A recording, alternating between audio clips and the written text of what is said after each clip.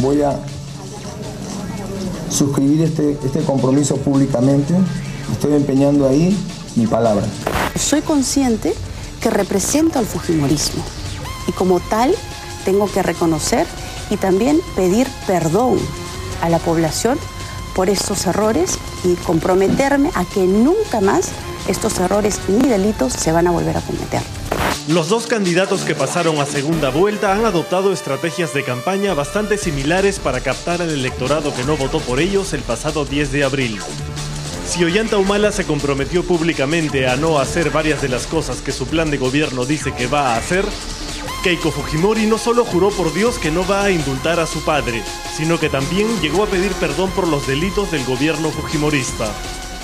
No soy responsable directo, pero represento un grupo político que permitió que se cometan este tipo de delitos.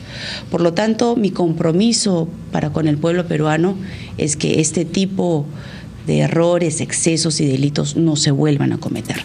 Sin embargo, pese a que ambos candidatos intentan acercarse al centro para atraer la mayor cantidad de votos, los dos tienen en sus filas a personajes que discrepan con este cambio de discurso y que representan al ala dura de ambos partidos políticos. En el fujimorismo, quienes enarbolan la bandera radical son nada menos que el candidato a la vicepresidencia Rafael Rey y la congresista electa Marta Chávez.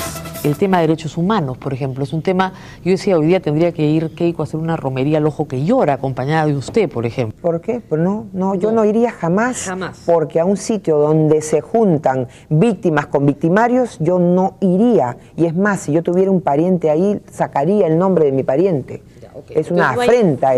El tema de los derechos humanos es sin duda uno de los más peliagudos para el fujimorismo. Marta Chávez no solo fue siempre una radical defensora del expresidente Fujimori y de su criticado gobierno, sino también una política que siempre intenta justificar los crímenes que cometieron los agentes del Estado durante la guerra contra el terrorismo.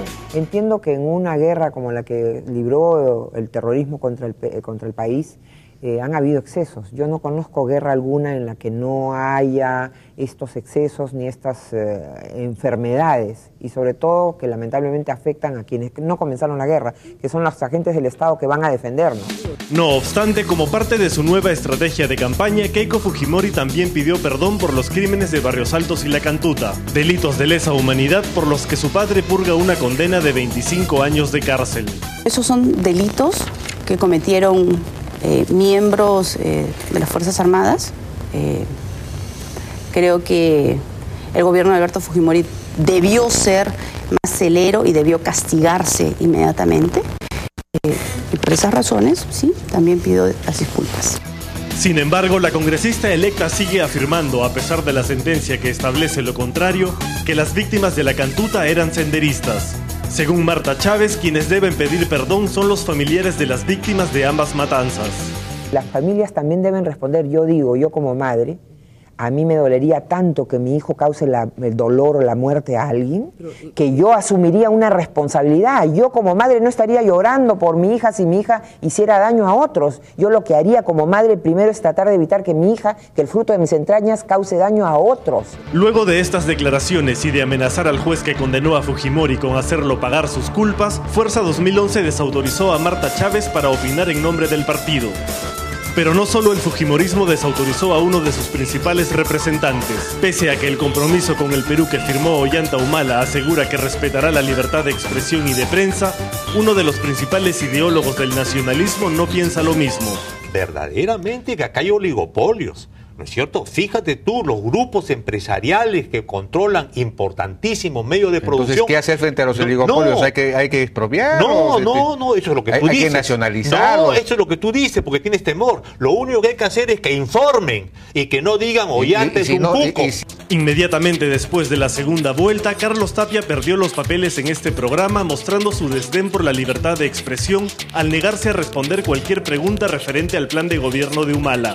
Atacas a Ollanta y defiendes a Keiko. Yo digo, no, eso no es correcto. Hagamos preguntas sobre el plan de eso gobierno, no es correcto. y no se lo voy a tolerar. No, libertad de prensa va a haber en el Que venga Perú. un árbitro Libertad de prensa va a haber en el Perú, aunque ustedes ganen. Y Gana Perú tuvo que pedir disculpas y desautorizarlo como vocero del partido. Ahora ni Carlos Tapia ni Marta Chávez pueden emitir opiniones en nombre de sus respectivos partidos. Pero otros representantes no menos fundamentalistas tienen cargos muy importantes en sus organizaciones. Yo comparto con el nacionalismo la idea, y la comparte el Partido Socialista, en el que yo milito, de que el Perú necesita una nueva constitución, que tiene que cambiar el régimen político, porque creo que hay que cambiar aspectos sustantivos del capítulo económico.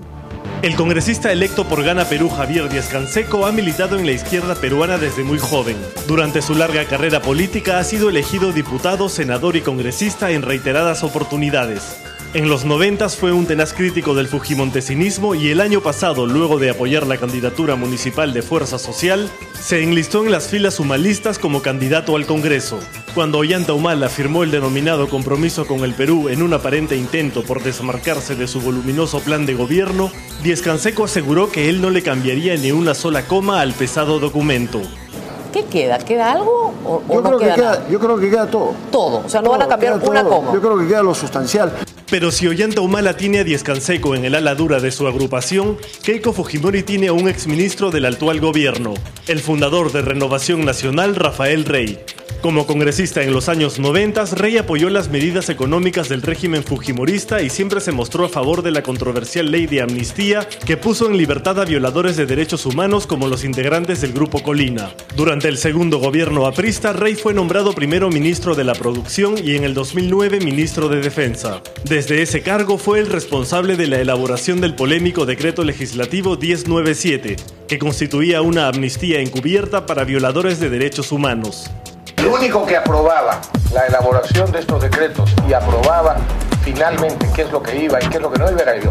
Pese a que el decreto fue derogado, Rey insiste ahora como candidato a la vicepresidencia de Fuerza 2011 en elaborar una norma con el mismo espíritu para liberar a militares y policías que están en prisión por crímenes de lesa humanidad. Ya se derogó el decreto, pueden tirarlo al tacho, pero lo que contenía el decreto, la justicia para con los militares que nos defienden, y que si es de autoría o no es lo de menos. Se puede redactar otra cosa y espero que el Congreso lo apruebe. Keiko Fujimori y Ollanta Humala han adoptado como estrategia acercarse al centro del espectro político para captar tantos votos como les sea posible. Sin embargo, ambos tienen en sus filas a políticos que no estarían de acuerdo con esa aparente moderación del discurso. La pregunta que se cae de Madura no es otra sino qué influencia tendrán estos personajes en un eventual gobierno de uno u otro candidato.